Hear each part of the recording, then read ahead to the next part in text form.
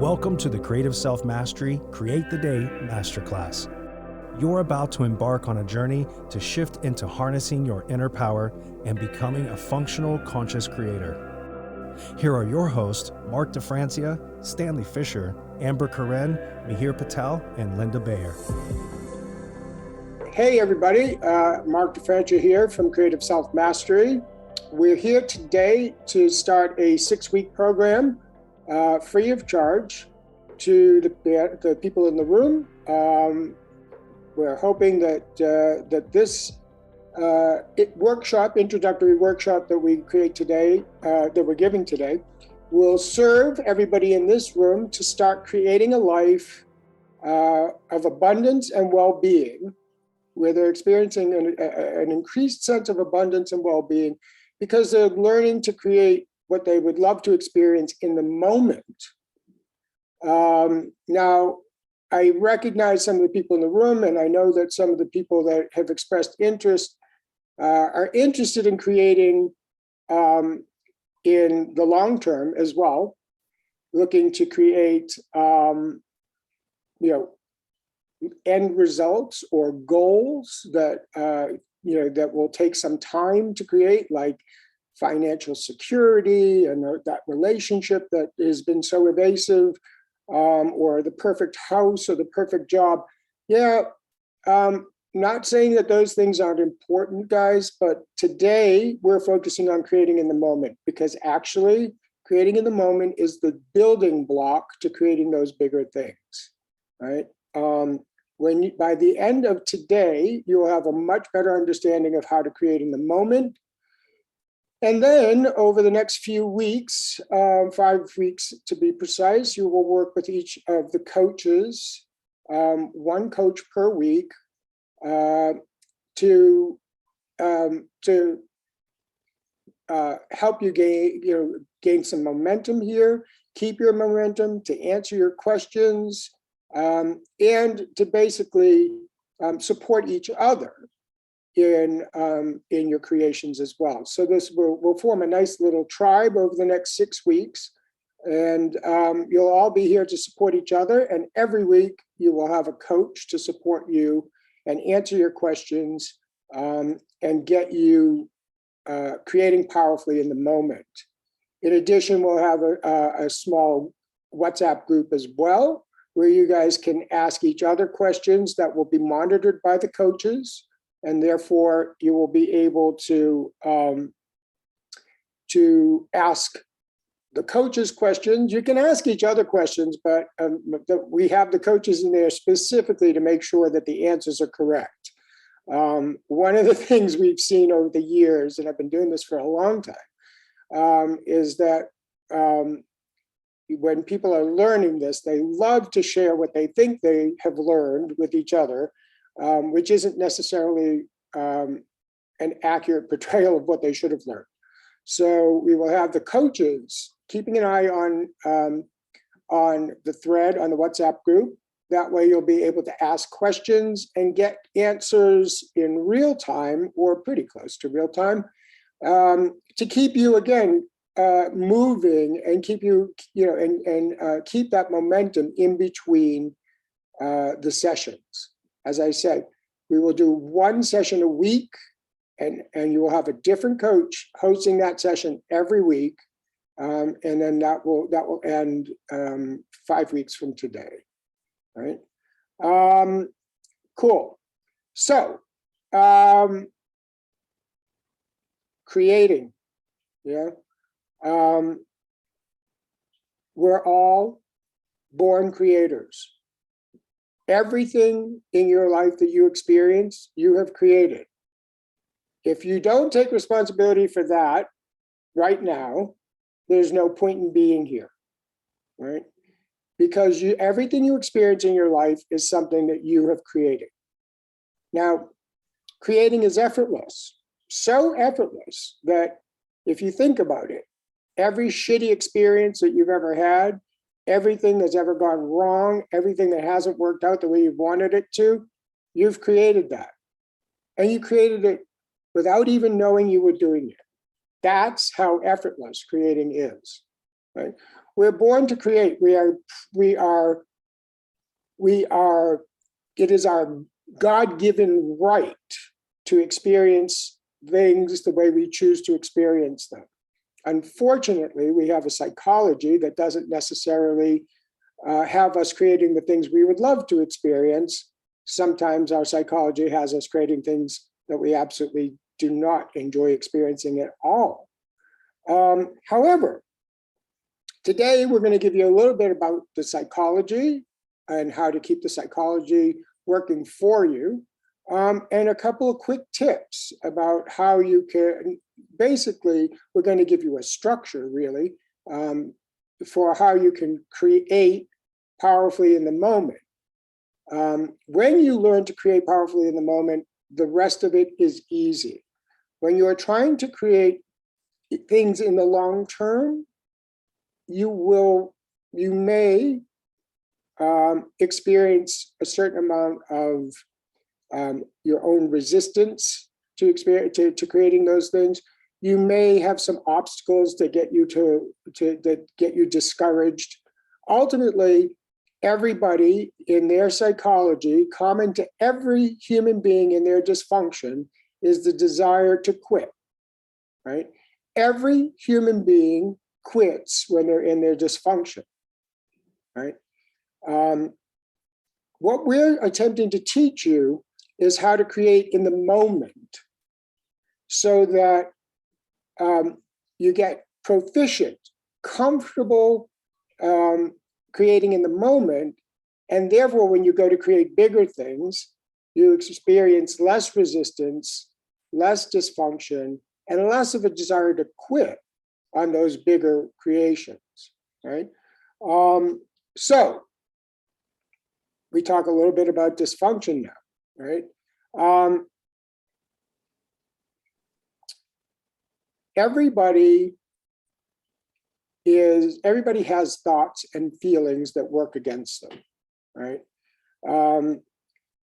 And those thoughts and feelings create a psychological loop for us.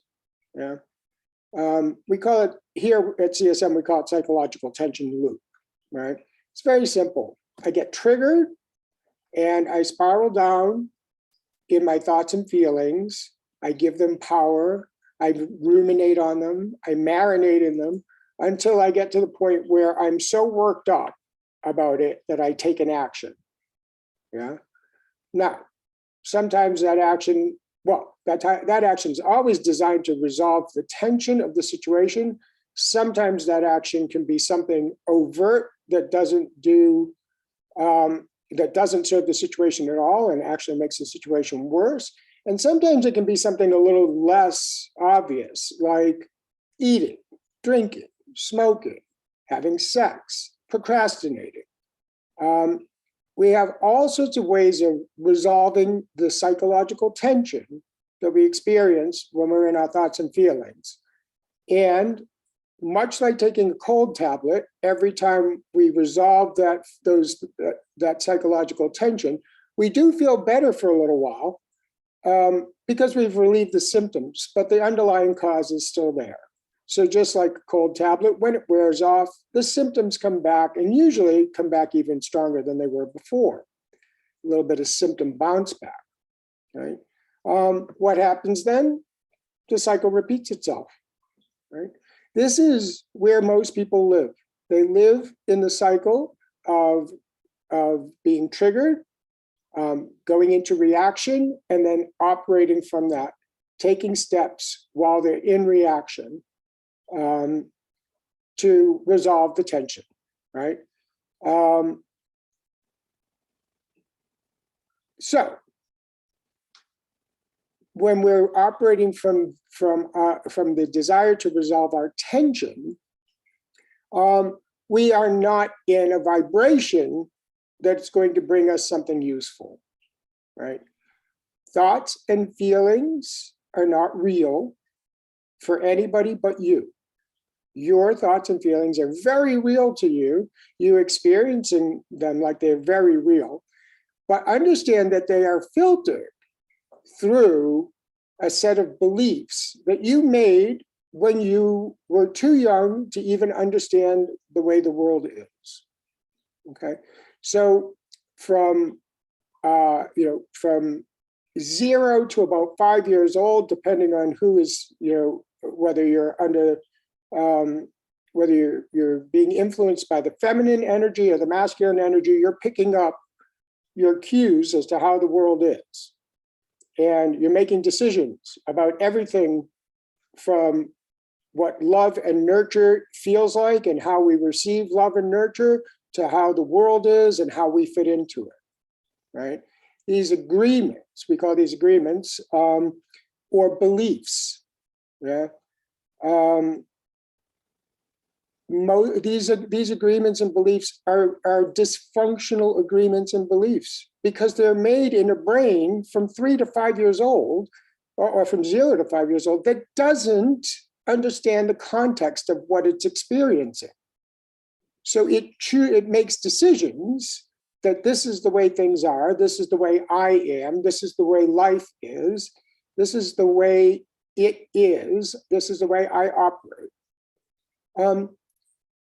From a brain that doesn't even understand the context of the issues that it's considering, right? For a child to turn around and decide that love is a certain way based on an incident that they had when they were 0 to 5 years old, and then carry that with them for the rest of their lives, that is not real. But it is your set of filters, right? Every single one of us has them, right? We have some that play out more often than others. Core beliefs, we call these. Things like I'm not good enough, I'm not lovable, I need to be perfect, I can't trust myself, others of the world, I'm not capable, I'm not allowed to be capable, there's a right way to behave, and so on and so forth. There's about 12 of these that people run on a regular basis, right? Those beliefs are the things that trigger you, right? So somebody violates one of those beliefs for you, somebody triggers you, their actions or their words trigger your thoughts and feelings around one of your core beliefs, right? Amber, give me an example. Just throw you right into it. Give me an example of somebody being of a trigger and what core belief it leads to. So prior to coaching, I worked in a corporate 9 to 5, and it was a pretty stressful environment. It was a startup environment. There were a lot of unwritten rules of how to act and be in this environment, and it was very unstable for me. And oftentimes I would have those little discussions with my boss around performance or what was expected or what was required, and I would walk away really confused and really frustrated and overwhelmed and angry and scared. And because it was the type of environment where you just can't get it right, like ever. And I would leave work and find myself going home, trying to figure out what I could do better. And then, okay, I'd set that aside. I'm not at work anymore. And then I would go into a coping strategy to deal with the stress and to deal with the frustration. I would sit in front of the TV and start eating some ice cream, or I'd swing by the store on the way home and get some ice cream or some cookies, because those were my comfort foods that really helped me unwind, to sit in front of the TV and just kind of take a load off mentally. And I didn't really realize that I was living unconsciously in this way. I was blaming other people for the experience I was having, and yet I was reinforcing that experience by going into these tendencies and these behaviors that weren't creating a life that I really wanted to enjoy. I was taking zero responsibility and saying, wait a second here, yeah, I don't feel good, but I can handle this in a completely different way to create something and to create my life in a way that's going to feel more fulfilling, more enriched, and more satisfying than what I'm currently experiencing. But as a child, I learned that food was very comforting. That was, the way you were rewarded when you're a kid. You get a cookie or a special treat or candy from the store. And so I took that behavior of being a small child who was wounded and hurt and upset into my adult life and I applied it, and it was no longer serving me. And that's why it's so important with what Mark is sharing right now, is that we're all carrying these unconscious behaviors. When we're triggered, it's creating an emotion inside of us, which is creating a chemical reaction in our cells, which is causing our cells to actually crave certain foods or certain actions or certain little dopamine hits. And it's causing our behaviors to act a certain way. Thankfully, we're conscious and we have the ability to override that and choose something differently, which is what we're going to help you do in this 6-week course. Beginning the course with this understanding that we all get triggered and it leads to behaviors is the first step in understanding that you have an option, you have an opportunity to make a different shift, a different choice. And creating these small moments throughout your day and creating your day in general, just being conscious to that is actually going to give you so much power, taking your own personal power back into creating these larger things that Mark was talking about. So that's my experience with realizing, oh my gosh, I'm living unconsciously. Are you kidding me? Well, and I mean, we all do this, right? We all have, we all are conditioned to certain things, habituated to certain things. So, comfort foods, a lot of us are habituated to the idea of comfort foods, right? And as you just said, we're using them to unwind, right? It's another way of saying we're using them to resolve our tension. I'm not feeling comfortable, I'm feeling triggered, and I want to resolve my tension. So I eat something, or I smoke something, or I watch something, or I do a combination of all of that, or I open a bottle of wine, or smoke a joint, or whatever. And what ends up happening? Well, not a lot, which might not be the worst thing in the world, considering the other option, which is acting from reaction. When we act from reaction, oh boy, do we create some shit. So there may be, it may be that resolving your attention is a little less destructive, but if nothing else, it keeps you standing absolutely still. Nothing happens. You end up in a stuck pattern, or a stuck structure where you're not really advancing much at all. This is, people who love to procrastinate end up in this situation quite a bit as well, right? They find different ways to resolve their tension, and that's ultimately them resolving their desire to procrastinate, to not have to take action. Here's the thing, guys. Thoughts and feelings create emotions. Emotions create behaviors, and behaviors create outcomes. So the first thing you want to do, if you want to create something better than what you're experiencing in the moment, is change the way you're thinking, right? It's very simple. We acknowledge that we are triggered, right? Something's bugging me. If you can figure out what it is, great. Is it absolutely necessary to figure out what it is? No, not really. Not if you're trying to create something in the moment, right? Whenever we're trying to create something, we're here and we're moving here and we take steps to get there. We don't really need to know the amount of dysfunction that's playing out for us, or specifically what dysfunction is playing out for us, before we attempt to create something. Because in the process of creating something, all of that dysfunction that's standing in the way will become obvious. And you can deal with it as of when it rears its ugly head. But for what we're doing right now, these things that are very simple to create, there's no need to understand beyond the fact that you're triggered. Anything else beyond the fact that you're triggered. Now, it might serve you if you got proficient with the core beliefs. It might serve you to be able to to track it back to a core belief. And if any of you are really interested in doing that, PM us and we'll give you a list of the core beliefs. But honestly, for what we're doing in this workshop for the next 6 weeks, it's not really necessary to even know which core belief is playing out. It's just necessary to know that you're triggered. If everybody in this room understands what it means to be triggered, we're all set. If not, raise your hand now so we can give you a little bit more information about being triggered. Just to add to that too, trigger doesn't have to be a giant big, emotional mess.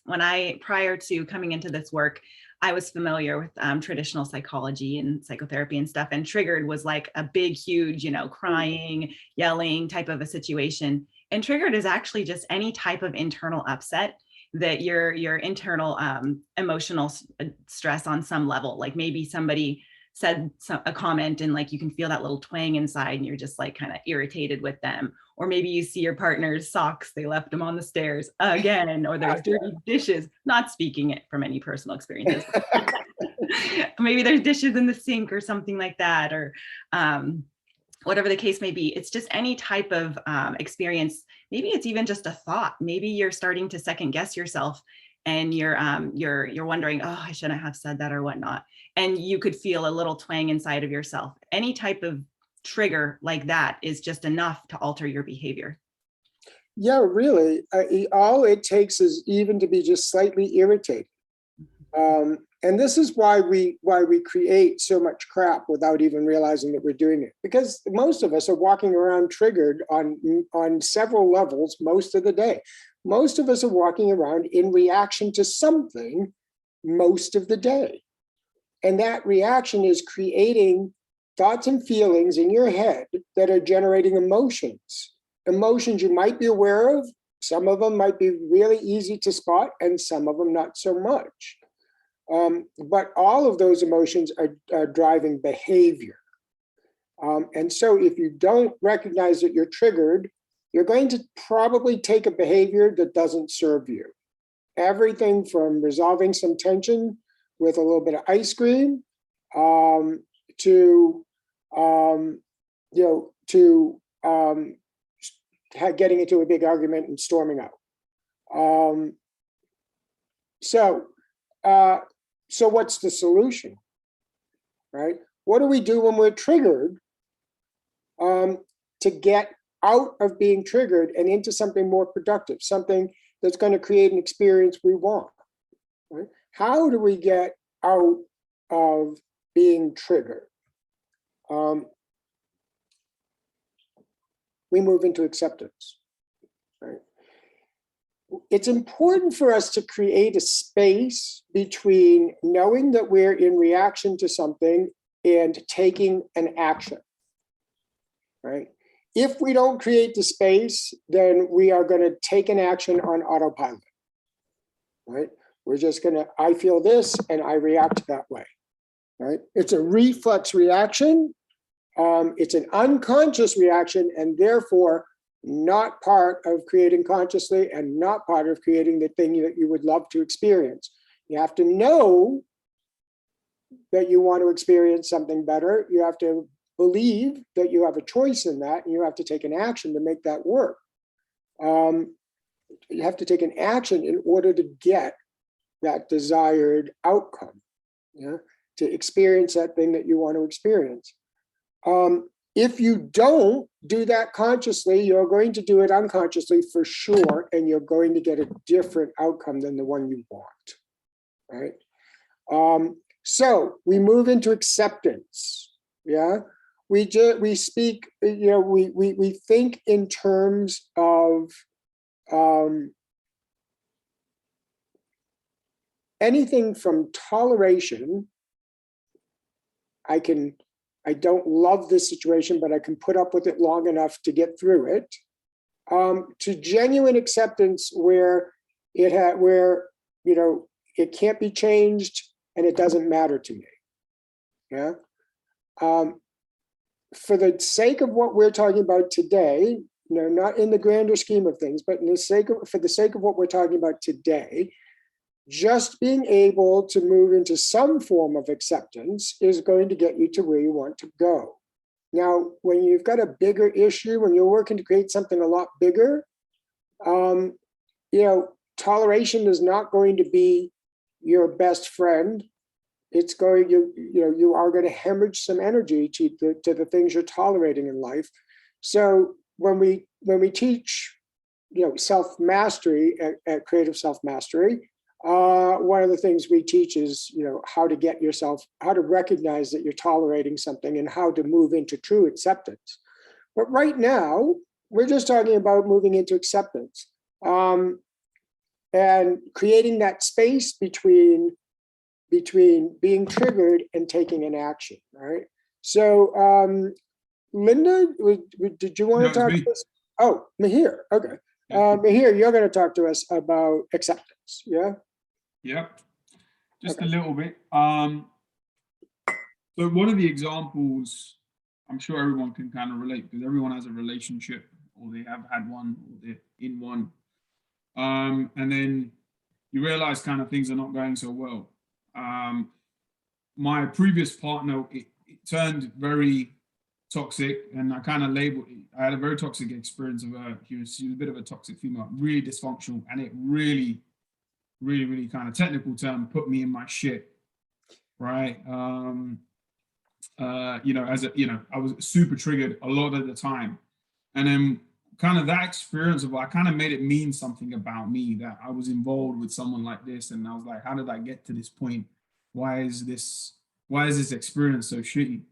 And yeah, it caused a lot of self-doubt. And I was wondering, how at one point, I have something pretty decent with this person, and how's it turned into this absolute mess? So one of the things I came to realize, and these are the conversations I had with my coach, Mark, through that time when I was still with her, is I had to kind of accept that she may not change. That person may not change. She absolutely won't change. And along with that, I have to choose for the both of us. If I'm working to create what I want to create without me, without quitting on it, or using her behavior as a reason to quit on what I set out to create in my personal life with us, I would have failed. I probably would have ended up in a much worse place. But I had to choose something better for the both of us. And one of the shifts I had to make, and it took a while, because obviously I was labeling the experience quite toxic. I had a very toxic experience. It had a lot of the power. And one of the things that really supported me in actually moving into acceptance around her was when I was able to get that bit of objectivity, that space. I was able to see that this person, this human being, was in a tremendous amount of pain, hence their behavior. Even though I was, feeling the full force of it and the brunt of it, behind all of that, when I was able to realize that none of it was really personal, that this person was in a tremendous amount of pain. So I was able to kind of shift the energy around it by labeling it as something different, into something rather than toxic, and having, whatever name calling that was going on in my head, let alone at her, I was able to shift it into something a lot more heart-based, a lot more loving. It wasn't giving her an excuse to carry on or anything. And I do want to say this, it wasn't a practice of spiritually bypassing it. It wasn't a practice of surrendering, to what may happen. It was none of that crap. It was actually just realizing there's a reality that I'm experiencing. It doesn't mean anything about me. And genuinely, people who hurt people are very hurt people. And she was in a tremendous amount of pain. Yeah. Let's talk about that really quickly. Spiritual bypassing. Guys, this isn't, spiritual bypassing is nothing more than denial, right? It's just choosing to put a happy little spin on something that is really creating stress or pain for you. And saying, oh, it doesn't matter, or I'm okay with it, or whatever. No. Spiritual bypassing is not the same thing as moving into acceptance. Spiritual bypassing is nothing more than denial. If you are in denial of what you're experiencing, if you're in denial of those thoughts and feelings, they are going to work their magic against you, right? Because those thoughts and feelings, if you're denying them, are still there. They're just working now covertly in the background to get you to do what they want you to do, instead of you being aware that they're there and having the option to choose better, right? This is always going to be about choosing better. Why do we want you to recognize when you're triggered? Because we want you to be able to make a better choice than to just create some reflex reaction and therefore some end result that you've experienced a million times and hated every single time, right? We're trying to give you the idea that you have a choice in every moment. You have a choice. That no situation needs to exist for you to create. Just understand that. No situation needs to exist for you to create. Mahir does not have to have a partner who sees eye to eye with him. He does not have to have a partner who's functional. He does not have to have a partner who's even in their right mind in order for him to have the experiences that he chooses to have, right? But if he isn't able to write his thinking in the face of something like that, then he is going to end up creating something that he doesn't want to experience, right? He will forfeit his choice to his reflex reactions, right? So is it important that the people around us are behaving the way we want them to behave? Fuck no. It's not important at all. It's important that we don't deny that it's pissing us off or wounding us or even just irritating us. It's important for us to acknowledge accurately, this is where I am. This is my location, right? We're trying to get to a destination, which is a better outcome than the ones we've experienced before. And we're looking and saying, this is where I'm located right now, right? If we're trying to get to a destination, we have to know where we're going, but we also have to know where we're starting from. And the more accurate we are about where we're starting from, the better and easier we're going to get to our destination, right? More effortlessly, we're going to get to that destination. And if you know where you are, and you know that you're triggered in a way that you've been triggered before, and you can feel yourself wanting to take the same types of actions you've always taken, then it's an opportunity for you to say, okay, I'm going to choose better this time. And where do we make the space to choose better? In acceptance. We create a little period of time in between realizing that we're upset and taking an action, and we move into the acceptance around it. Do we have to surrender, as Mahir was saying, is this about surrender? Fuck no, it's not about surrender. Don't give up. That's not what we're asking you to do. We're asking you to recognize where you are and choose to lead yourself and everybody else out of that situation into something better, into an experience that's going to serve everyone to the best possible outcome, right? You are not going to work to create, to serve yourself and other people to the best possible outcome if you are not capable of moving into acceptance, right? There are some people in this room that if I could see them, I would know that they were nodding emphatically because they have been there and done that and they get it, right? They understand why it's so important to be in acceptance, to move into some form of acceptance. Because from that space of acceptance, we can start to think about where we really want to go, as opposed to where we're pretty sure we're going to end up right now. Like, I'm triggered, I'm irritated, and I know I'm going to tell this person to fuck off. And if I do that, it is not going to end well, right?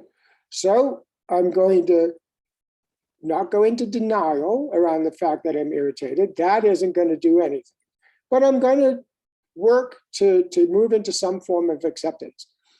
One of the easiest ways to move into acceptance is to not take it personally, because you are in fact triggered because you're taking it personally. Whatever is going on, somebody cut you off in traffic, the elevator was too fucking slow, it doesn't matter. You're going to take it all personally. Yeah, it doesn't matter. We take everything personally, right?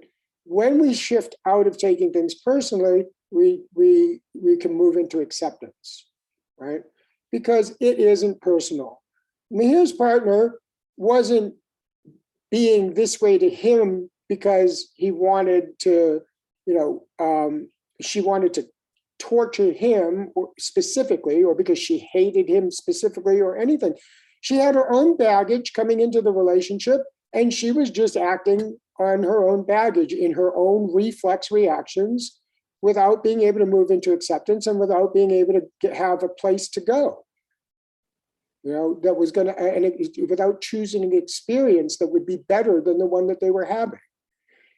And unfortunately, she didn't have the skill to do that on a regular basis. Well, it's a lot easier when somebody, is working with you rather than you perceive that they're working against you. But again, if Mihir in that moment perceived that she was working against him, he would then be taking it personally. Right? It's not personal. She's just a victim of her thoughts and feelings. She's just a victim of that psychological tension loop, just like the rest of us. There's no judgment. There's no one of us is better than the other. We all do it, right? So there's nothing to take personally. It's just the way this person happens to filter things through their set of experiences when they were a child. It's the way they're filtering what's happening right now through their set of core beliefs. There is no reason to take it personally. They would do this to anybody that put them in this situation, right? No matter who it was, they would do this to anybody. They would react the exact same way. It's not personal. So the easiest thing we can ever do to move into acceptance is to not take it personally, right? If we're not taking it personally, well, then, we can create that space to shift our focus to where we want to go instead, right? The minute we start taking it personally, we really lose the ability to start to vision where we want to go. Because now we're in a loop. Now we're just reacting to the person or the situation or the thing that's happening. Yeah. But the minute we stop taking it personally, the minute we turn around and look at it for what it is and say, none of these thoughts and feelings that I'm expressing right now or having in my brain right now are serving me or anybody else. None of this is directed at me personally, even if it is actually being directed at you. It isn't being directed at you because the person is trying to do something to you specifically. They're just trying to get rid of their own tension. They're just trying to resolve their own tension, and they're doing it by spreading it to you. If they dump it all on you, then they get rid of it for a little while, right? And then what do? You dump it onto somebody else so you can get rid of it. Don't take it personally. We all do it. One thing that really stood out to me, Mihir, in your story is that you changed the label that you use to identify to help you not take it personally. You went from being looking at this person as toxic into looking at this person as hurt. And that made a really big shift. And I know, Mark, that you had some experience with moving into acceptance around situations with labels as well.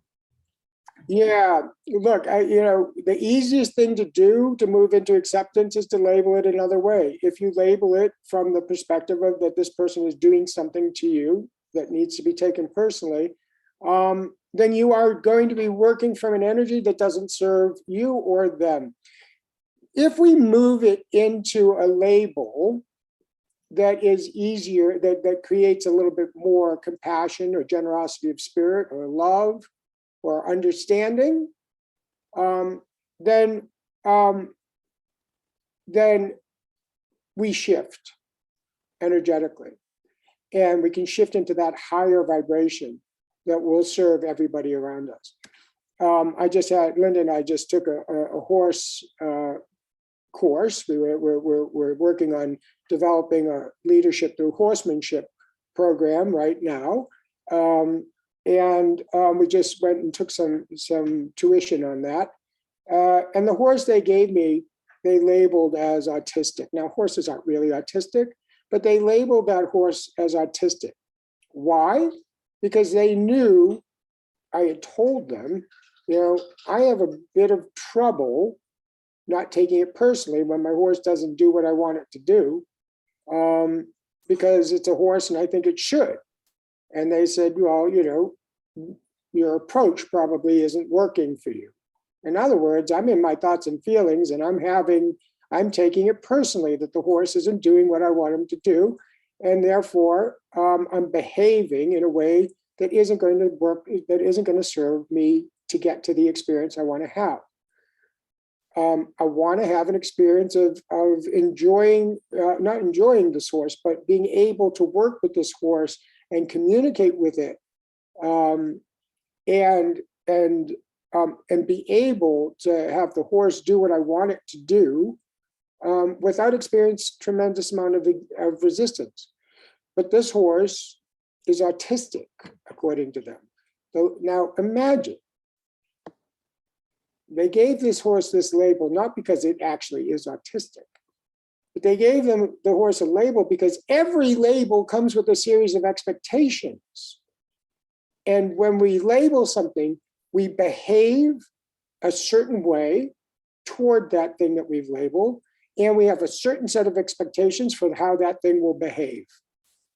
And if I label this an unruly horse, I'm going to have a certain set of expectations for how this horse behaves. And I'm liable to be irritated by that because horses shouldn't be unruly. Yeah. But if I label the horse as autistic, well, then it has an excuse, right? I mean, I'm not going to be irritated with an autistic human, and I'm not going to be irritated with an autistic horse, because why would I? There's nothing to take personally here. They're not doing it to me. They're stuck in their own loop. I don't need to take that personally, right? But from that label, I can turn around and say, wow, of course I'm not going to take it personally. Of course I'm going to be more gentle with this animal. Of course I'm going to be softer with this horse because he's autistic. That horse bit me, he bit me, and he bit everybody. Everybody that went around him. If you turn your back on the horse, he would swing around and bite you. Bit me 100 times. It's really difficult to not take it personally when a horse is biting you over and over again. But because he had an excuse, right? He has autism. Because he has an excuse, I can be calmer with him. I can be more gentle with him. The label is working in his favor at that point. That label is creating a sense of compassion, of generosity of spirit, even of love, right? And from there, that energy is where I want to make my choice as to what I want to experience, right?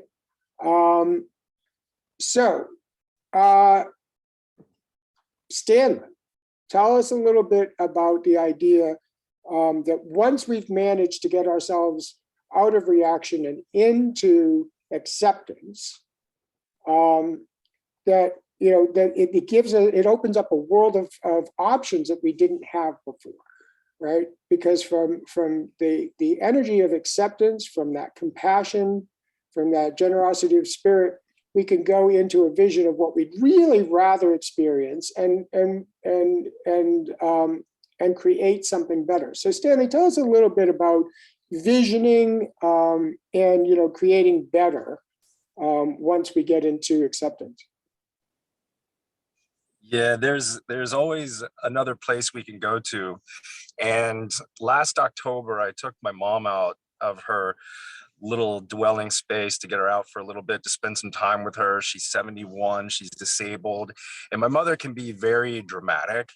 Love mom, but she's a bit of a drama queen. And I took her out to get some cigarettes. And we went to this store up on the corner of this intersection right by her place. And when we were leaving, I pulled into the left turn lane of the parking lot to pull out onto the road. And I looked over to my right, saw a car approaching, looked over to my left and saw that nobody was coming. And I misgauged the vehicle that I saw to my right. I was assuming it was going to drive right past me and then I could pull out, make a left and hit the road. but it slowed down to turn left into the parking lot, and I impatiently hit the gas and then hit the brakes to try not to hit the vehicle. And I hit the back side of the vehicle, hit the back door, and put about a quarter-sized dent into the car, and basically swatted at a hornet's nest. There were 3 teenage kids in the car. They immediately, slammed on the brakes, jumped out of the car, went into reaction. My mother went into reaction, and I could, in real time, notice that I was dialoguing with myself in a form of judgment. I started to beat myself up a little bit for misjudging, and immediately started to work in the direction of acceptance. I named what I had done. I held myself accountable and accepted the fact that I had misjudged this, and started to move in the direction of what I wanted to experience, all in a matter of seconds. I was not listening to my mother. I wasn't really paying attention to the disruptive kids that were pissed off. I started to work inside what I wanted to experience, where I wanted to go. And immediately it was very clear that what I wanted was to resolve this in a very timely manner with the minimum amount of money, and to also show up in my accountability and compassion for disrupting someone's life by being impatient. I put the car in park, and it became obvious to do that. I got out of the car, it became obvious to do that, and immediately apologized for what I had done, and that we would resolve it, and that I wasn't going to run away, and I was here to serve them in some way. And the kid in the back seat was complaining of his arm hurting. He said I hurt him, and he wanted, he was screaming at me. The driver was erratic, and the passenger in the front seat had her head down. She was making phone calls, and I immediately just kept talking to them. I apologized. I started taking pictures and videos, so there was evidence. I was getting my insurance information out and was working to get it resolved. And I discovered in the conversations with the driver that it wasn't his vehicle, and he put me on the phone with the owner of the car. And I acknowledged what I had done, told her I was willing to get my insurance company out to handle it, and that I was willing to get an ambulance there for the person who said they were hurt. And little by little, the energy started to shift in the situation because I owned what I wanted. And very quickly, the person who said they were hurt said he was okay. The woman in the front seat and the kid in the back seat went into the store that we had just left. And the owner of the car, while I was talking to her, she said, there was no need to get insurance involved, that we could handle it right then and there, and to have a conversation with her boyfriend, who was the driver. And I told her that I would get it resolved with him very quickly. And the conversation then carried over to him. And I explained to him, I said, I used to do this kind of work. I've done repair work on vehicles. And I said, this is what it would cost if we got insurance, copay. I said, and this is what it would cost if we paid out of pocket and got somebody in the neighborhood to do the repair work. And he was like, what do you think it's worth then? And I said, minimum, I'm thinking like $600. And I said, I asked him, I said, is that cool with you? Is $600 good? And he's like, yes. And I said, okay, my bank is right around the corner. If you'll follow me, I will give you $600 cash, and we'll resolve this and be on our way. He followed me over. We got to the bank. I got the cash. I asked him if it was cool if we filmed a video to explain what happened, to document it one more time and how we resolved it, just in case any legal action came up afterwards, that this was an obvious place to go. And he said, yeah, I have no problem with that. We filmed a video. We shook hands, hugged it out. There was love.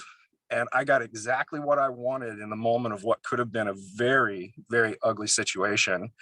And all of it was handled gracefully, with a dramatic mother who was complaining and a group of kids that could have made things pretty rough. But I got exactly what I wanted. It was all handled within 30 minutes, and I was back on the road doing the rest of my life at that point.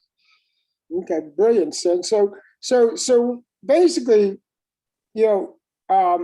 what happened was you hit a car leaving a parking lot, and you went into reaction, and they went into reaction, and everybody Yes. every single person went into reaction, including you. Right?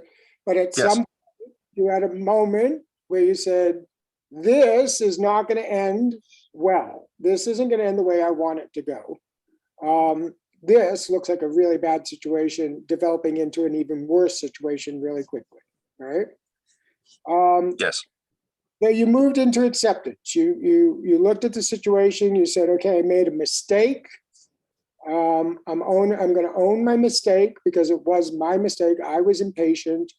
And I'm not going to make their reactions mean anything.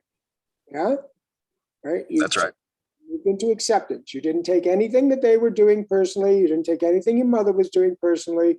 And you didn't even take it personally that you had made a mistake. You just accepted that you, like all humans, you fucked up a little bit. Yeah. That's right. And in that moment, even though everybody else was working towards their, oh, I'm going to sue you, and Stanley, how could you be such an idiot? And oh my God, my girlfriend's car, and blah blah blah. While everybody else was running around like a chicken with its head cut off, you were shifting into an experience that you would much rather have, right? You decided at that moment. That's right. You didn't want to have that shitty experience of, this devolving into something awful. And, getting insurance companies involved and having it being long and drawn out and everything else.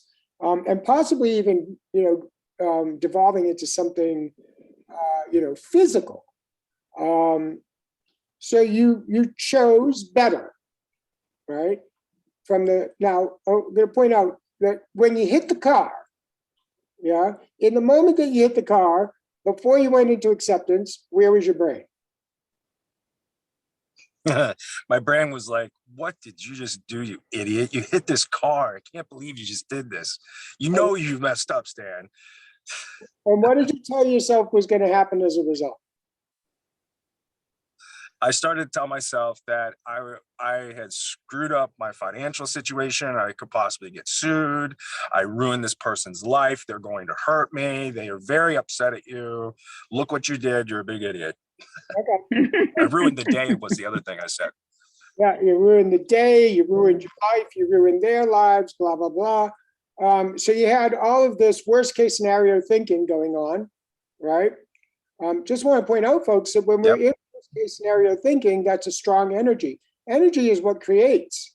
So why do we create so much shit? Because the emotions we have are really strong, and they create because we take actions on them.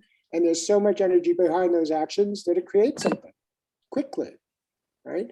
That's what we're going to harness today. That's what we're teaching you to harness today, is the idea that when there's tremendous energy behind something, we can create it really, really quickly in 1 or 2 actions, right? But there was tremendous energy around this, and it was going to create something awful really quickly, yeah? So Stanley realized, hey, this isn't going to serve me, and it's not going to serve anybody. Now, everybody who works at CSM, Creative Self-Mastery, has taken a pledge to work in service to their truth and to the well-being to their well-being, to the well-being of others, and to the well-being of the planet. Yes,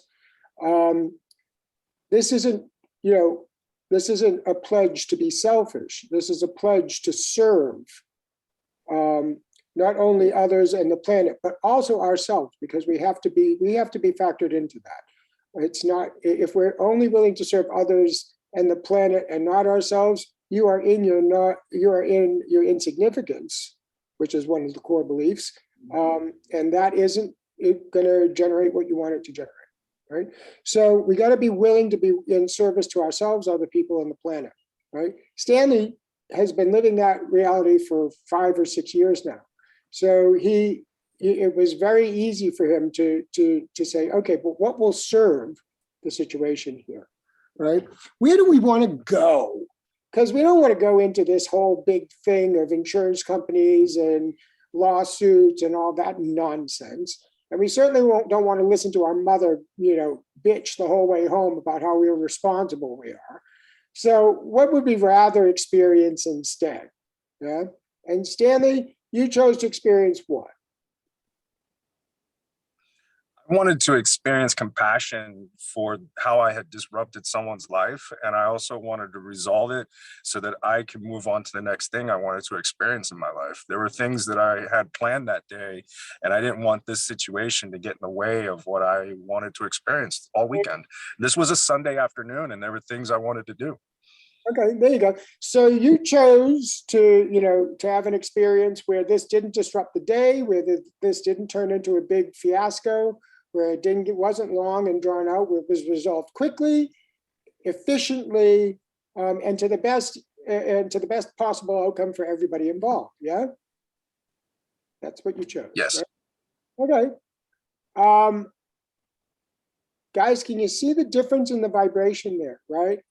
From it's going to be a mess to I want this to work out to the best possible outcome for everybody involved. I'm just going to point out that if Stan wasn't working for the best possible outcome for everyone involved, he probably would have haggled over the money. Yep. And the other thing that was obvious too, Mark, if I had even attachment to the money, I would have beat myself up that I was draining my bank account for the wrong reasons. And I didn't even have an attachment to the money. Yeah, no, because you had an end result. You had a location, a destination, a destination that you wanted to end up at. From where you were located, you knew that right now it can go one of two ways. It's going to work out well or it's not. Yeah. You chose to end up in a place where it was resolved quickly, where it was resolved efficiently, and where it worked out to the best possible outcome for everybody involved. $600 in the scheme of things might have been more than it was worth. It might have been less than it was worth, but it doesn't matter because it was the number that you got that was going to serve you in getting your end result, getting to that destination of freeing up my day and everybody being served powerfully. Yeah. That action that you took, figuring out that it was $600 and every action that you took, you described a few actions, being willing to speak to the owner of the car, allowing, being willing to solve it right then and there and go and drive to the bank and get the money, the amount of money that came to you. All of those things came to you intuitively. They came to you from your higher self, which you were in the moment you chose to serve those people, right? Otherwise, you would have tried to resolve the tension of the situation from a much lower vibration of fear, and it would have gone a different way. It would have gone the way it was heading, right? Yep. But you chose to move into a higher vibration. You moved into acceptance about this has happened, it can't be undone, and you moved into the desire to have it be work out to the best possible outcome for everybody involved, and then you were informed on a few times for how to behave, what actions to take. And those actions became obvious to you, right? And that's what I want to talk about next. So Linda is going to tell us a little bit now about obvious actions, taking obvious actions, because what I want you to understand, guys, is nothing gets created without action. This whole bullshit about the law of attraction, and I just think it and it comes to me, is nothing but bullshit. The law of attraction is very real. Do not get me wrong on this. The law of attraction is a very real component in the creative structure, because the minute that we decide we want to experience something, we do start to call it toward us.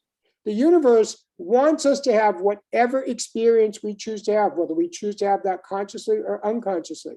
But the minute we consciously choose something, the universe says yes, the same way it says yes when we unconsciously choose something, right? But now we're consciously choosing, and we're choosing to serve the situation to the best possible outcome, right? From that vibration, from that much higher vibration, the information that you will receive will be the information that will get you to your destination. The guidance that you receive, the GPS information that downloads into your brain is going to get you to your destination, right? So Linda, tell us a little bit about moving from what's obvious. So an example I want to share that from my experience a weekend ago, I went to a high school reunion. I graduated from Hong Kong International School. And so there was a very small group of us, very, very small. But we were coming in from all over the place. We went to DC. There was 12 of us. And everything was going great, having a great time. And for no real reason, some of my old beliefs about myself started to surface. One primary belief that comes up for me is I don't belong. And looking at the whole group, looking at the interactions, there was nothing in the outside environment that would bring up that thought, except for it was just my own thoughts and feelings. They were my own. And so typically in the past, what I would do when I would start to feel like I didn't belong is I would find an excuse to lean out and either quit, leave the situation, disengage. That was an old pattern. But because of the work that I've done here at Creative Self Mastery and the work with all the coaches and with Mark, so I was able to realize, okay, what's my current reality? What is happening right now? Nothing in the outside world is really happening. It's my thoughts and feelings that I'm making up. I'm creating them. I'm having these thoughts, creating a feeling in my body. So I went into acceptance around that. Just accepted, okay, so this is where I am right now. I'm feeling this. And then I was able to move into more of a heart-centered experience where I realized that I have a choice. I have a lot of choices. But what do I really want to experience with these people? We have 3 days together. What do I really want to experience?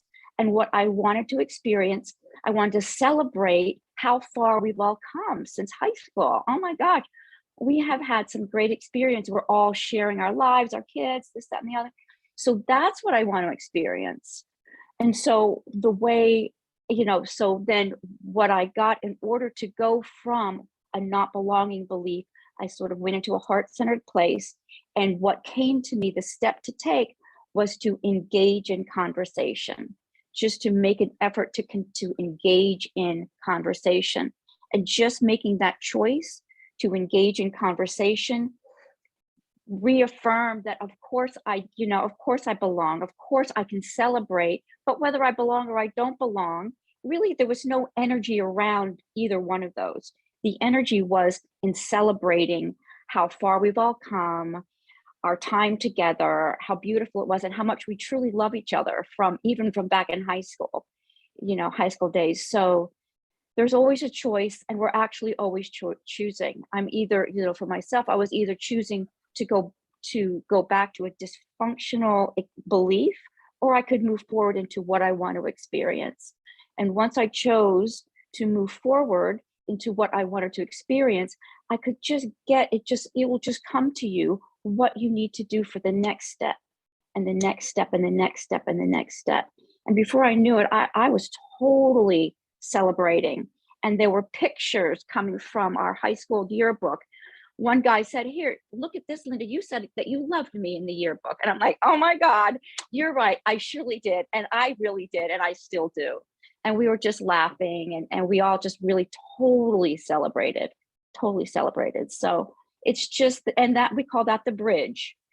I'm here. I'd like to be here. What steps do I need to take to get there? And that's the bridge. And so you just take step by step by step.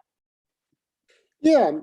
So excellent, Linda. Thank you. So the idea of bridge, it gets you, it covers some ground, right? There's a discrepancy between where you are and where you want to be, and it's still going to be a lot easier to get there to cross a bridge than it is to cross the terrain to get there. right? It's a shortcut across, what could be, that helps to short circuit a whole lot of other steps that might need to be taken, right? It makes it easier, right? A bridge is nothing more than what you're guided to do, right? And a bridge is very simply what becomes obvious when you know where you're trying to go, right? So this is the thing. Do we have bridges or things that do we take steps unconsciously? Yeah, we're always, when we're in reaction, we take a step, right? That's what happens. If we were just in reaction and we didn't take a step, towards somebody else, then we wouldn't be creating something with the person we're in conflict with, but we would be creating something for ourselves. So think about this, right? We're in reaction. We'll use Amber's example. We go get a half a gallon of Edie's, and gorge on some ice cream, which resolves our tension and makes us feel better. And we say, well, that was better than getting in an argument with my husband. Yeah, okay, yes, it probably was. However, every action is going to create something. So every time you resolve your tension with a half a gallon of Edie's, you are definitely creating something, probably on your waistline. Yeah. Now, is that better or worse? Who cares? There's an option that doesn't require a big waistline or an argument with your spouse. There's an option that says, well, I'll choose for something that serves the situation to the best possible outcome, right? From that energy, it becomes very simple. It's just a matter of what becomes obvious to you. Were Linda's steps dramatic? Did they seem heaven sent?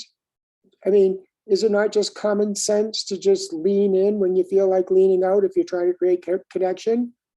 Yeah, it is. It's common sense. But you don't have common sense when you're in reaction. It's just the God's honest truth. There is no common sense when you're in reaction. You do things that defy common sense. You punch a wall. Common sense says you punch a wall with your fist, you're going to break your hand, and yet you do it anyway.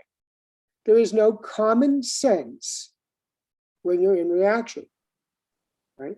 But when you're out of reaction, especially when you're in an energy of service, then you will get common sense. Things will become obvious and clear.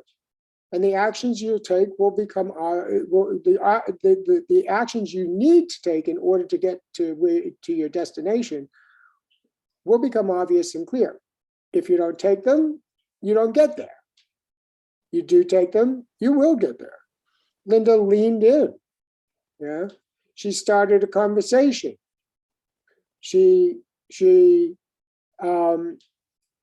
I know this personally, that she took the conversations to, back to what she had been thinking about wanting to experience, which is, enjoying how far they've all come and how much they still have in common with each other. Yeah? And she moved in that direction instead. Now, for somebody who is suffering from a not belonging belief, you say, oh, well, that's obvious, that's easy. It's not easy.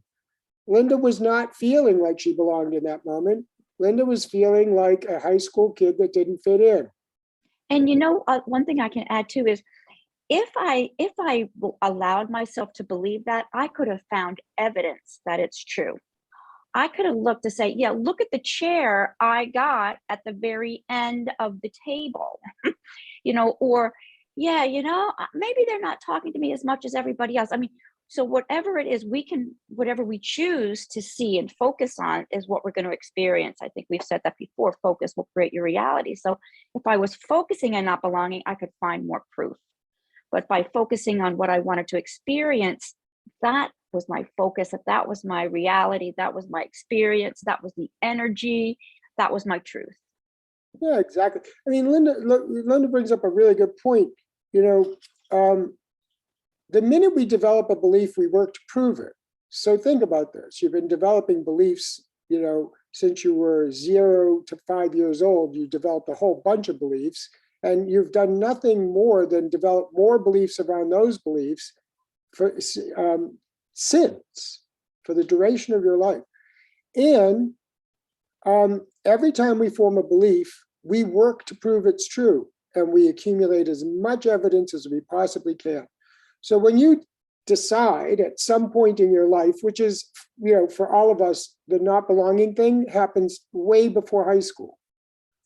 But by the time you get to high school, you've got lots of proof that you don't belong. And high school just serves to cement that into your psyche, that you absolutely do not belong. Yeah. And then you'll spin beliefs off of that. And you'll take actions off of that as if it's the truth when it's not even remotely the truth. Right. And that's what, you know, what became obvious to Linda was that she didn't, you know, the idea that she didn't belong wasn't based in anything even remotely true.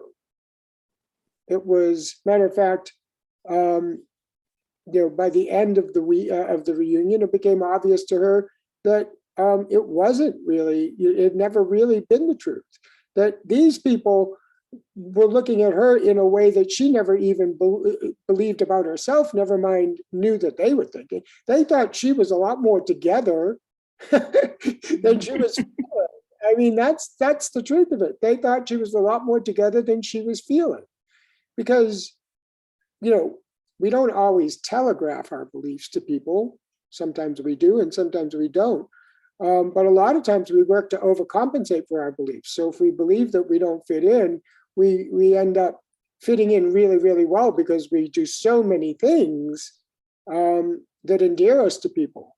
But that doesn't change anything about the way we feel, right?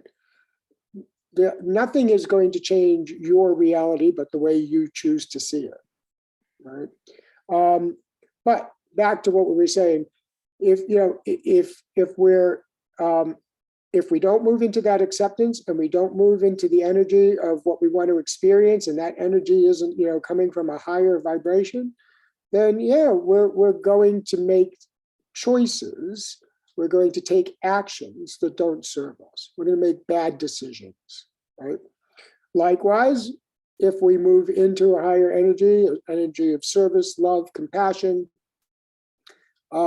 we can choose to experience something that will serve everybody involved. And then how to do that becomes obvious to us, right? So quick little recap.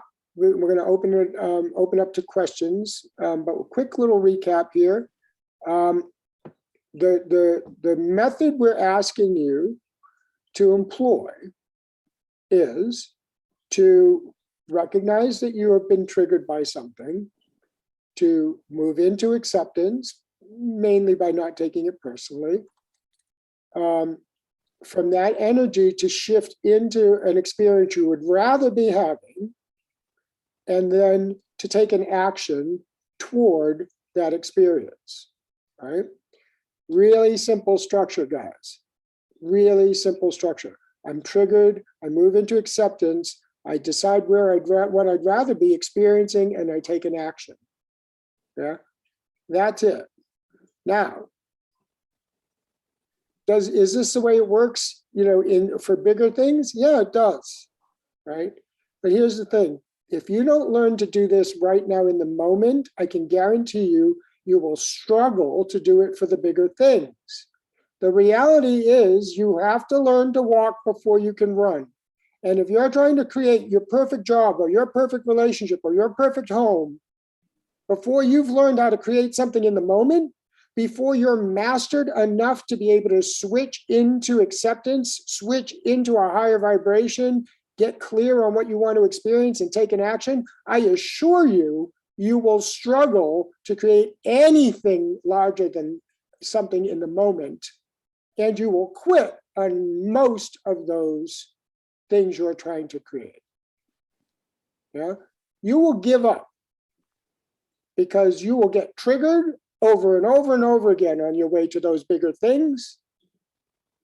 And every time you get triggered, if you don't move into acceptance, switch your focus to what you'd rather be experiencing and take an action towards that end, I assure you, the psychological tension will ramp up to the point where you quit. And one thing I'll mention for all of us as we go through the weeks ahead with your creations is that if something happens and you do go into psychological tension and you do quit, all it means is you went into psychological tension and you quit. That's it. You still can get back and refocus on what it is you'd like to experience, and like get back on the bike after you fall off. In other words, it's not the end of the world. You get back and get back focused on what you want to experience and take the steps there. Yeah, that's a really good point, Linda. It's never too late to get to your destination. It's never too late to get your result. If Stanley, in his example, had come out of the car with a hot head, it might have escalated, right? It wouldn't have meant that things were that all was lost, though, right? Because at some point, Stanley could have come to the realization that this is not going to take me to where I want to go, and that I need to shift, into acceptance and into some clear, decision around what I want to experience, and then I have to take responsibility for creating that. Yeah. Now he could have said a few off-color things. He could have pissed, he could have, but it wouldn't have meant that he couldn't have gotten his end result in that case, because he absolutely could have. It's never too late to shift and make a better decision, ever, right? I haven't, spent a holiday with my family since 1978. And there's a reason for that. I love my family, don't get me wrong, but there's a reason why we haven't all been together since 1978. That's a lot of years to not be focused on an end result of family and community and sharing memories and creating memories together. Yeah. All it took was for one of us to decide that that was important, and to start to take the steps to allow for that to happen. We all, on some level, came up to that vibration. We all, on some level, moved into acceptance around the fact that there was a lot of things that happened before, Thanksgiving of 2021. And though we had to move into acceptance around them. We had to decide that we all wanted to just experience each other as family again, and to go back to creating memories. And we all had to take steps to make sure that happened. Well, we did. That was Thanksgiving 2021, just the last Thanksgiving. And we created an amazing holiday. And now we've got plans to travel together. We've got plans to spend summer holidays together. The family is moving in a much different direction than it was before. It's never too late to get your end result. Did we waste 30 fucking years? Yeah, we did. Too bad. We wasted a lot of time, but it's never too late, right? We ended up remembering what was important to us, all of us deciding that it was important enough, and all of us doing the mental gymnastics we had to do in order to be in an energy that made that possible, that made it possible for us to go back to making memories together. Yeah, it's never too late, right? But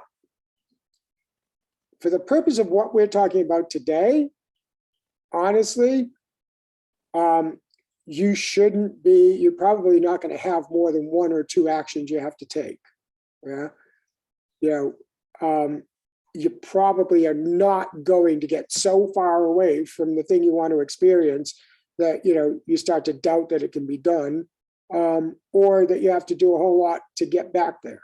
Yeah, you might be in reaction, and you might have taken a step or two while you were in reaction. And you have to acknowledge that. But again, you move into acceptance that that's where you are, and that it doesn't matter because you have a place you'd rather go, and that's what's important. You shift your focus to where you want to go, and then you take the actions that become obvious. Yeah. So I'm going to open it up to questions now. Does anybody have any questions for us? Questions, comments, shared experiences? We're open to all of it.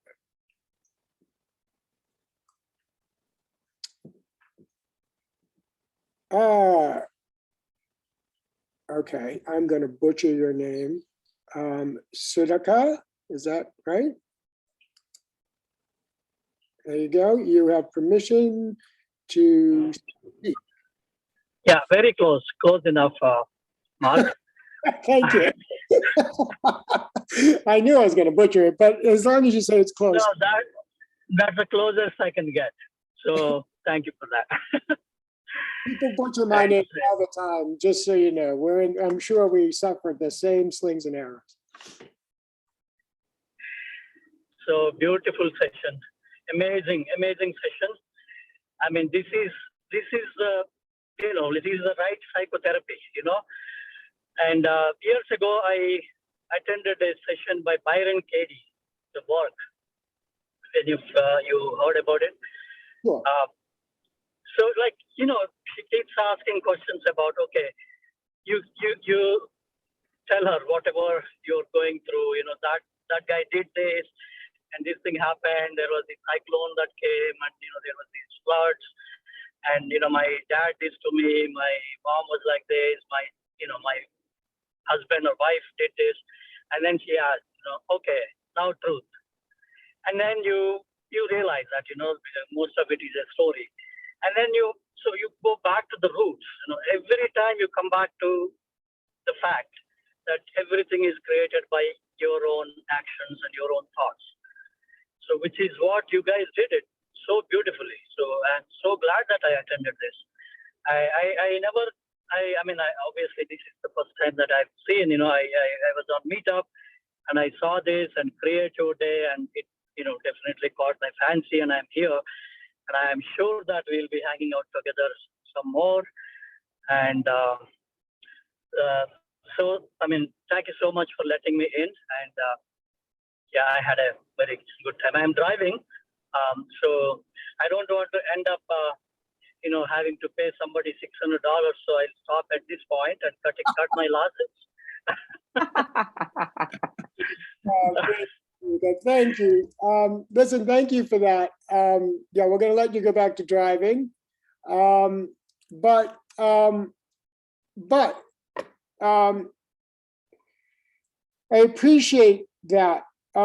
Look, I hope you do come work with us.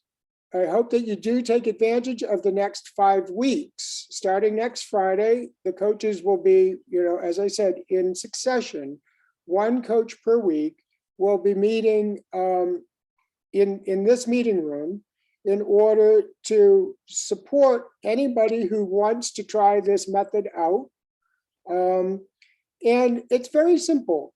All we're going to ask you to do is create, between now and next session, we're going to ask you to create as many things as you possibly can in the moment, right? That's it.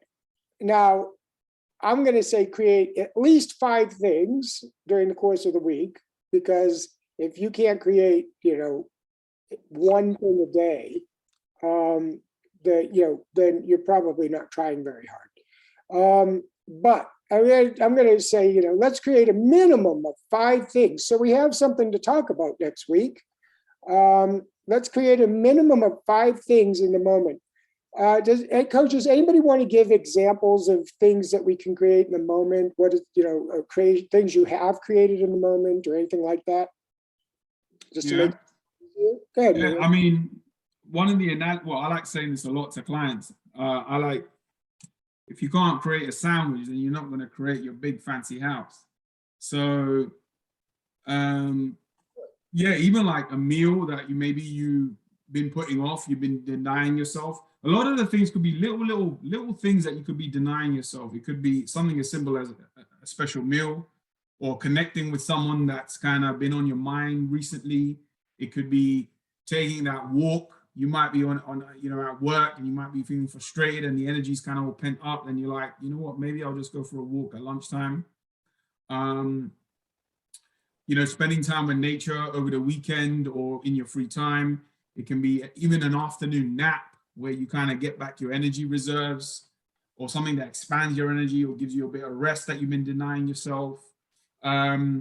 Or even having a particular conversation with somebody on a particular topic. It can be something as simple as that, or as extreme as you want to. It doesn't have to mean anything particular, but it's something that would really speak to you in the moment. And you don't have to rationalize it either. There's no need to. It doesn't have to have any solid reason for you to experience that in any sort of way. It's just something simple, something that you can easily build momentum on. This is about the week upon week, the spirit of that is actually creating wins. So you start receiving, your subconscious mind starts receiving that actually, holy shit, like I'm getting good at something. And the wins kind of send a clear signal to your head that, you're setting up a foundation for creating that bigger thing, but you've got to do it in the moment by basis. So that's the spirit of it. So it can be something as simple as the things I've mentioned. I'm sure that other coaches have other examples that they would like to share as well. I have a quick example. I have a girlfriend who sometimes I get on the phone with, and the conversation the energy just starts sinking with because I'm hearing complaining about a lot of things in her life, and and so if I'm not careful, I can go down the rabbit hole with her, or I can get triggered, like, oh my goodness, here we are. In my mind, I'm saying, here we are again. That is, or I can shift in the moment to what I want to experience with her, and have a direct communication with her, which would be not tell her how she needs to be on the phone with me in order for me to have a conversation with her, but to share with her, hey, you know what, how about we talk about something more uplifting, guide her in a direction where we can both have a shared experience together, where we're both benefiting from it. So it could just be you're having a conversation with somebody, noticing that you're triggered in the conversation, and you can shift in that moment and shift to something that serves both of you or the whole group. Yeah, okay. Exactly. I mean, there are some good examples in here. One thing I can hear the wheels turning out there. I can hear them, and I know exactly where most of you are going to go. You're going to say, "Oh, well, this is simple. All I have to do is choose to enjoy my situation. Choose to enjoy the way it plays out, and everything will be fine." No, that is not a true destination. Enjoying something isn't a true end result. It's not, because how many of us set out to enjoy dinner on date night? We've got a partner or someone we're dating. We have date night. We go to a restaurant. The end result, the destination, is clearly going to be to enjoy ourselves. That's what we all go to dinner for, right? But that isn't a true end result. Enjoying yourself is not going to get you to where you want to go. It just doesn't have enough energy to it. It's too weak, and it's too non-specific. All right. I want to enjoy myself. Specifically, if I was enjoying myself, what would it give me?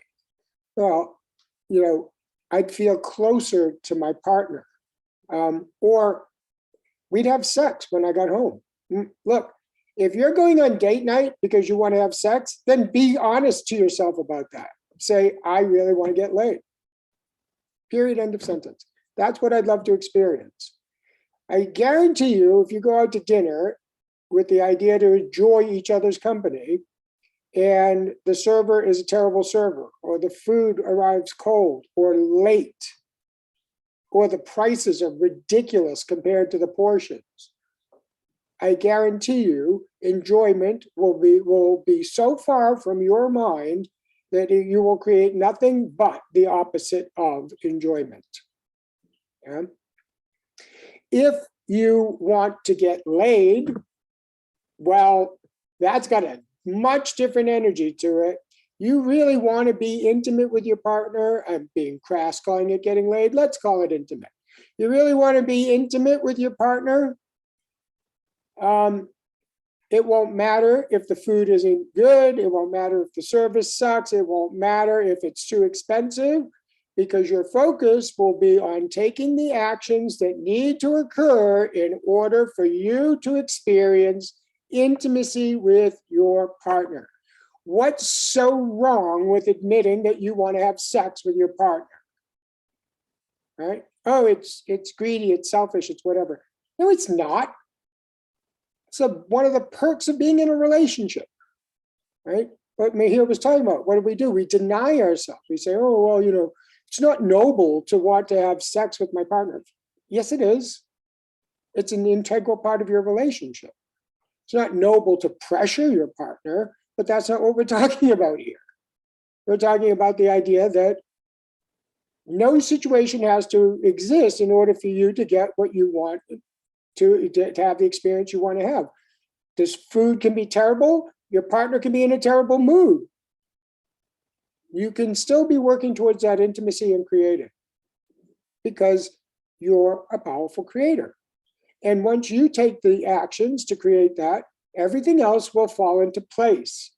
Your partner will soften, the food won't matter, or you'll go to a nice place for dessert, or something will become obvious. You'll move in that direction, and you will get what you set out to create. It's just that simple, right? So don't try to create enjoyment, be specific, right? But create small things. We're not trying to create, a vacation. We're not trying to create a weekend away even. A weekend away is going to take more than a couple of actions to create. We're talking about starting small, things that don't take more than 1 or 2 actions to create. So I want to be intimate with my partner. And the first action is I'm going to take them out to dinner. Okay, so far so good. Dinner isn't going so well. Do we quit?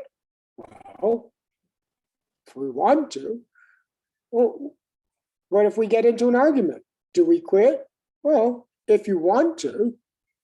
Or you could say that argument doesn't matter. What's happening at dinner doesn't matter. I still choose to be intimate with my partner. And I don't know how, and I don't need to know how. I just need to choose a vibration that's going to serve us both to the best possible outcome. The best possible outcome for your partner might just be that they're not angry with you anymore, or that they're not angry with the server anymore. That might be as far as it needs to go for them. The best possible outcome for you will be that intimacy. And likewise, because once your partner gets past what's happened and moves into some form of acceptance with your help, then yeah, chances are they're going to love the intimacy too. Chances are the intimacy will serve them. And if it doesn't serve either of you to be intimate, then that will become obvious too. Does that mean that you can't be intimate tomorrow? No, it just means it can't be intimate tonight, right? If you'll take another action tomorrow and try again. Yeah. If you don't quit, you're going to end up being intimate, right? That's what we want from you. Just little things little wins. Mahir said wins. That's a key word here. You need to experience yourself as viable in your ability to create. And the best way you can do that is to serve somebody, right? You serve somebody, and just by sheer virtue of the fact that you have served them in creating something that served them, you have proven yourself viable, right? You are viable. You don't have to prove it. But if you really want to be, a powerful creator, conscious, powerful creator, you have to be aware of what you're trying to experience and take responsibility for seeing it through all the way to the end. Yeah. Anybody have any questions? Comments? Dion had a question about thoughts and feelings not real. And it was in the chat box there. Oh, okay. He wanted to just explain it. Dion, looking at your question, explaining more about thoughts and feelings not being real, you can kind of think of it in the way that we view art or we view music. There are many of incredible musicians who produce great masterpieces, and some people find them just like completely earth moving, and they really resonate. And then other people might find that music really distasteful. The same way as, if you're looking at a beautiful painting, some people are in awe at what the artist created. Other people, think it's a junk. They're like, how can someone find that valuable? That's an example of how we filter reality in through our thoughts and feelings, and it's all perception. And it's the same way with experiences that we're having. One person could go into a room, like Linda mentioned, she's at this gathering with people and she's filtering her experience of how people are responding to her and her place at this table as filtering it as not belonging. And as soon as she shifted the way that she was viewing the situation, she recognized what she was telling herself around it. She shifted that, and all of a sudden it gave her that space to actually make connections and to actually have deeper conversations and to serve other people to feel included as well. So did you want to add any more to that, Mark? No, actually, no, I think you've said it quite nicely. I can see my husband and my dog in the background. The hazards of not having walls on your in your office. No, actually, look, your thoughts and feelings. I think it's a great example, Amber. I mean, nothing says it better. Because honestly, like, I look at the Mona Lisa and I'm like, what's the fuss about, right? But people have been making a fuss about this painting for centuries, right? What's the fuss about? I don't get it. I don't, and I feel stupid because I don't get it, right? Thoughts and feelings, right? Because I feel like I'm the only person in the world who doesn't get it, right? But this is the whole idea. Some people, because of their conditioning, see beauty in that. Other people, because of their conditioning, see nothing special, right? I'll tell you why I don't see anything special in it, because I love color. You show me an impressionist piece of art, and I'm going to love it more just by the fact that it's got, limited, if any, black and lots of color, right? It's just the way I'm conditioned. It's just the way my thoughts and feelings work, right? I like color. So I devalue things that are drab. And the Mona Lisa to me is drab. I know I'm saying something wrong to somebody somewhere, but the Mona Lisa to me is drab, right? Because we all filter how we see the world based through our core beliefs and the beliefs that we've created since.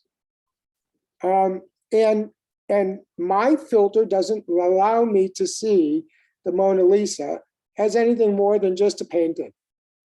Another example, oh, I'm sorry. I was just saying, another example is Stanley, all the people involved, his mother in the car accident, his mother, the car full of 4 teenagers or more, Stanley himself, maybe bystanders too, everybody looking at this event, everybody has thoughts and feelings about what happened. which one's real, which one's true. They're true for each individual, but the young man who hurt his arm thought he hurt his arm and then didn't hurt his arm. I mean, so that's an example of a lot of people in one scenario. Everybody has a different thought and a different feeling about it. I can take that a step further. I guarantee you Stanley and his mother thought this kid was working an angle. I bet you Stanley and his mother thought that this kid was being a scam artist. Yeah, thoughts and feelings. That may be, that may not have been the truth, but if Stanley had acted as though his thoughts and feelings that this kid was a scam artist were the truth, he would never have come to an to an agreement that was not documented legally somehow. Right? He would have gone through insurance. Yep. Because we don't want to. That did happen. Yeah, I'm sure it did. Yeah. Yeah, my mom said to me, she goes, "You shouldn't have done that. You shouldn't have given him that money." And I said, "Mom, I don't want to put my focus there that I'm being scammed." I said, "That would make me angry." I was like, maybe this money is going to serve their family. Maybe this money will go to something greater than that. I'm not going to put my focus there. I'm not going to put my focus on that and then sit in my crap around it. I don't think that's the case. I said, at the end of the day, I still am the one that created this. Yeah. And I was like, my focus is going to go to something that's much more useful and much better in what I want to feel in this situation. And I got exactly what I wanted. It's been October, November, December, January, February, March, April, May. It's been 7 months and nothing has come from it. It's over and done with. But it might not have been. If you had started to go with those original thoughts and feelings, if you had acted from those original thoughts and feelings, this would not have turned out the way it did. If you'd taken action on any of those thoughts and feelings, then this wouldn't have turned out the way it did. What did you have to do? You had to move into some form of acceptance. Even if this kid is scamming, there's a way that we can make this work out to the best possible outcome for everybody involved.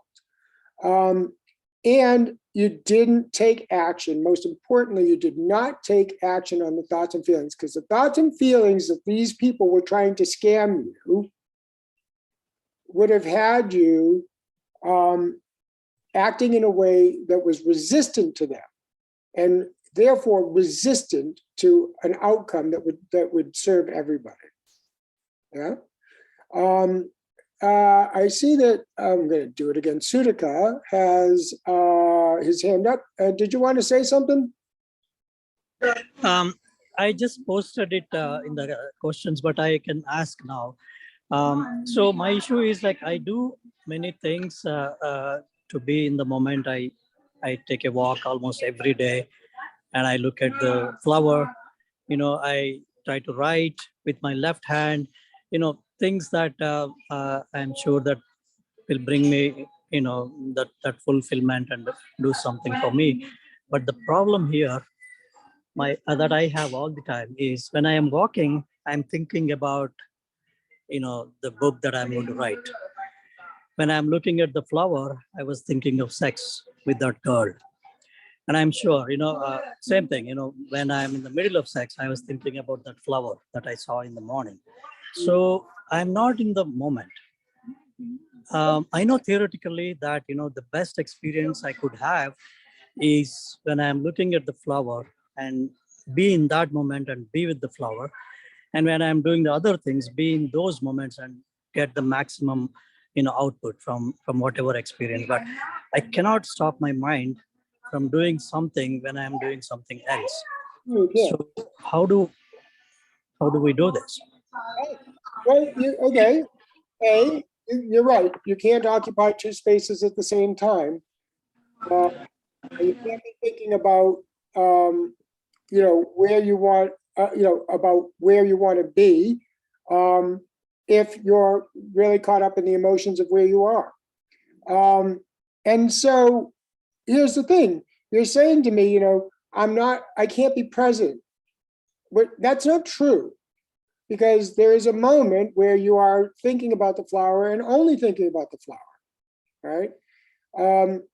But then your mind drifts and you create a belief around it. I'm not capable of being in the moment. And then you prove it because you just gave us 5 examples of how you can't be present in the moment. But being able to acknowledge that you can't be present in the moment is proof that you can be present in the moment. Think about it. You know, at some point, if you nailed it. You nailed it, brother. Yeah, at some point, if you would just slip into acceptance around the idea that you slipped out of the moment, you would instantly be back in the moment. You wouldn't be thinking about, oh, I'm stupid, I slipped out of the moment. You wouldn't be chastising yourself. You wouldn't be thinking like, oh, I shouldn't be thinking about flowers. I should be thinking about this. You'd just be saying, hey, you know what? I accept that I slipped out of being present. And that's all that matters. Because in that moment, the moment you hit that acceptance, you're back in the room. You're back to being present, right?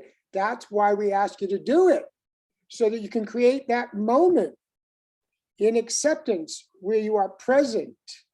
And that's where you have the choice.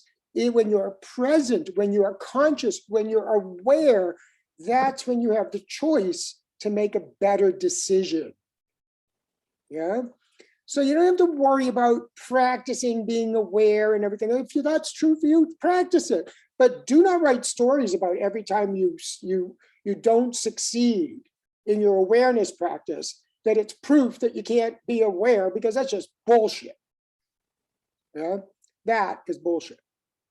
I see that you also had another question that was in the chat, which was around whether or not you could, share this with your family. The answer is yes. This will be recorded, and yes, you will be able to share it with your family if they'll be willing to share an email address with us. Okay. The only way you're going to get the copy, it's the way it is in this world. Everything costs at least an email address. Nothing's for free. So if your family or your friends are willing to go and sign up for the link, then yes, then we will collect their email, and we will not sell it to anybody, but we will, when we're doing more of these types of workshops, we will be informing them that we're going to be doing that. They can take us off the list if they can unsubscribe at some point if they choose to, but yes, it will cost them an email and nothing more. They will not, however, be able to be part of the expanded coaching that will happen over the next 5 weeks. That's what you guys get for showing up today. Yeah, you guys showed up, gave us your time in person, and therefore you're going to get the other 5 weeks of this course. Now, the next time we run it, if family and friends have taken it or were interested in it and didn't bother watching the video, then they can jump into the next time we offer this. We will offer it on a fairly regular basis, and they can experience the same thing, and be part of the coaching program. Be part of the expanded coaching and all of that. So I do encourage you to share it with friends and family. I also do encourage you all to come to the trainings that follow this. This will be your opportunity to ask questions that are specific to what you're experiencing and get them answered in real time from a CSM coach.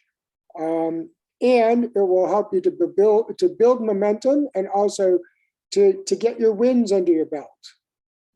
By the end of 6 weeks, you'll have so much proof that creating in the moment is not only effortless, but serves everybody in your orbit. You'll have so much proof at that point that it will be a pursuit or a practice that you will continue to pursue. You will have enough proof that it will become your truth. The creating in the moment is effortless. The creating in the moment increases your sense of well-being, your sense of abundance.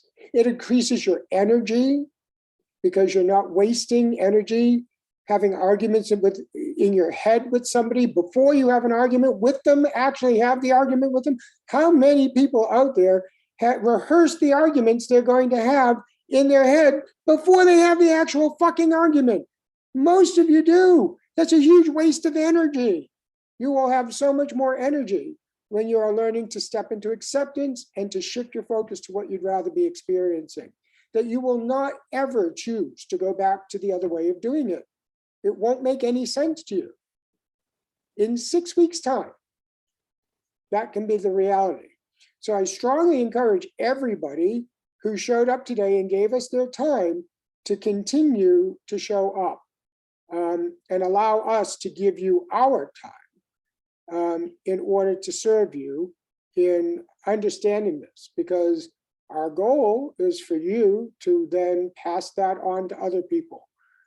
All we're looking to do, all I've ever wanted to do since I started this work over a decade ago, was elevate the consciousness of this planet, right?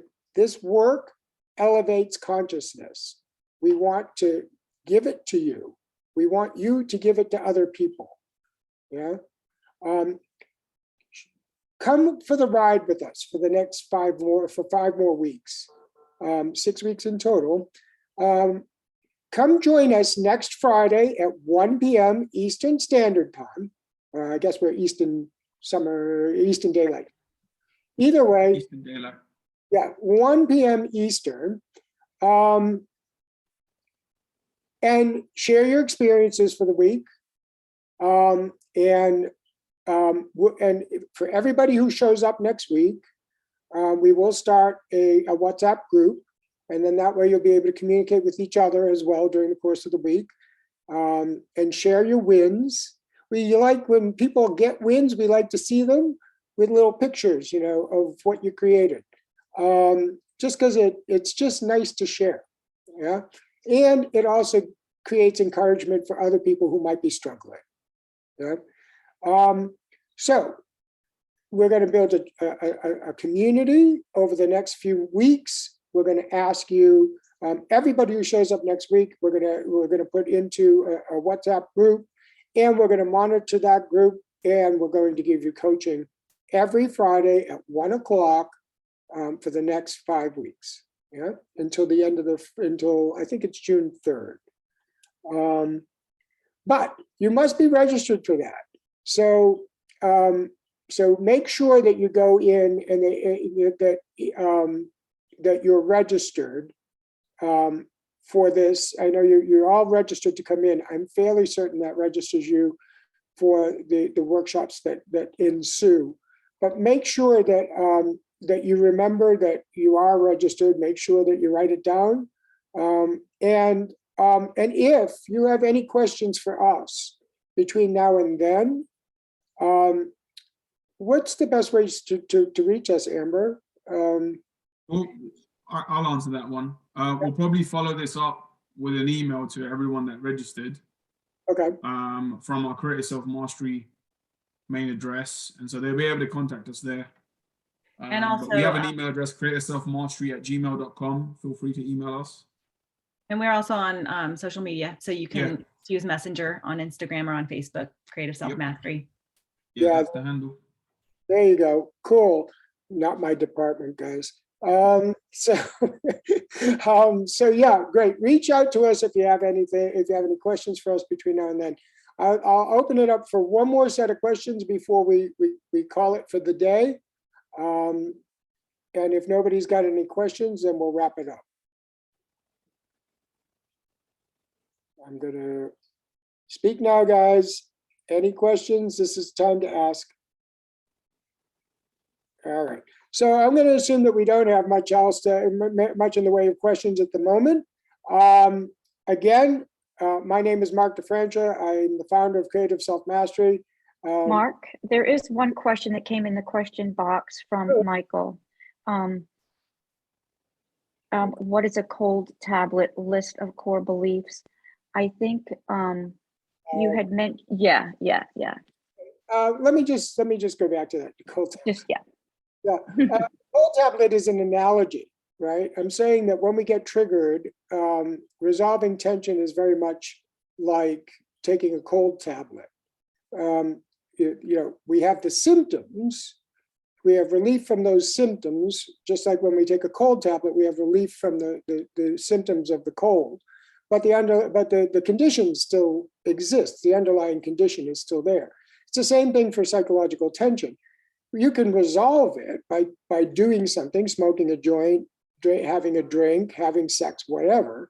But that only postpones the inevitable. Sooner or later, that psychological tension comes back. Just like if you have a cold and you take a cold tablet, then the psychological tension will come, then the cold will come back. The cold tablet doesn't cure the cold, it just relieves the symptoms. Resolving tension doesn't get rid of the tension, it just gets rid of the symptoms temporarily. As far as core beliefs, yes, there's a list of 12 core beliefs that we work from.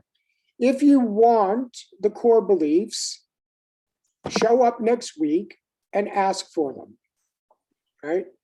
There's no point in giving them out right now because there's no point in giving them to people if they're not going to work with them. So if you want the core beliefs, show up next week and ask for them. But I'll be honest, it's good information for you. It is not necessary in order to be able to do what we're asking you to do for the next 6 weeks. But if that's something that you'd like to pursue, that's what those sessions are for you to get more information, more understanding, ask your questions, and share your wins. Yeah. So please, by all means, join us on this journey. But again, don't get too bogged down in whether or not you understand the core beliefs.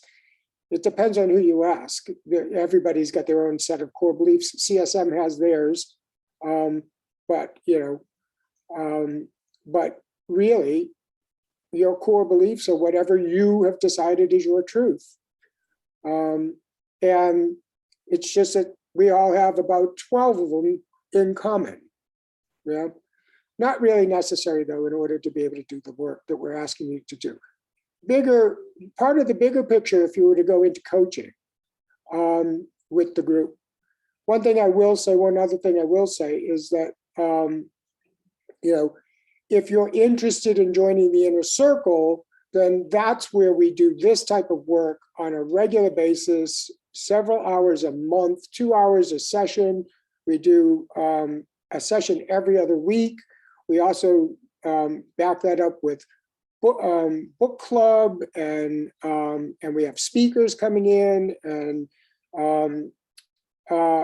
we do little challenges and things like that. The inner circle is really, where you would take what we've done today to the next level. But again, nothing that you need to be concerned with now if in order to do this challenge and be with us for the next few weeks. Yeah? Cool.